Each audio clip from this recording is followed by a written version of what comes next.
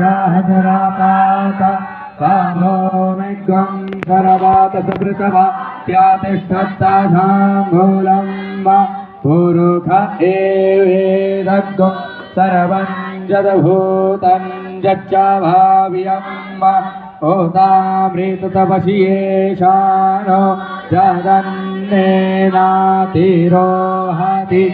एतावान् सियामहिमातो ध्याया चतुरुगः पादोऽस्य वृषभा भूतानि त्रिपा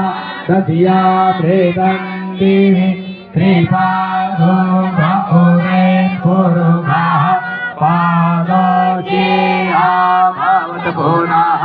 तातो भिगवन् व्यकरा मत्सासना रसने आहि तातो विराजयातभिराजो हरिवो रुगः सजातो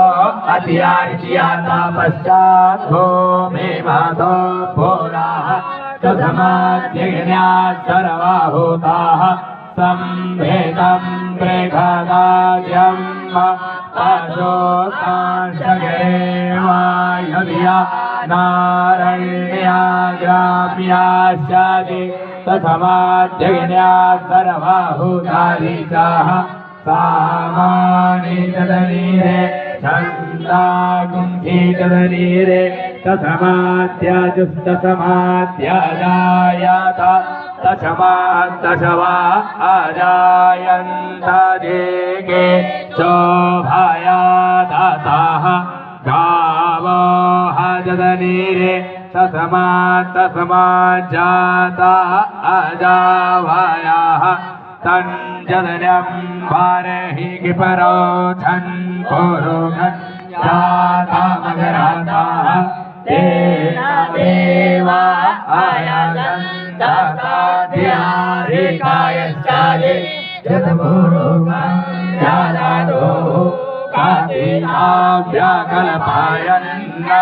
मोघं किमसियासीत् किं बाहु किमोरोपादा उच्येते ब्राह्मणोऽस्य मुखमासीत् बाहु राजन्यः शूर इकवियो दिव्या धीमः रथो जायतान्द्रो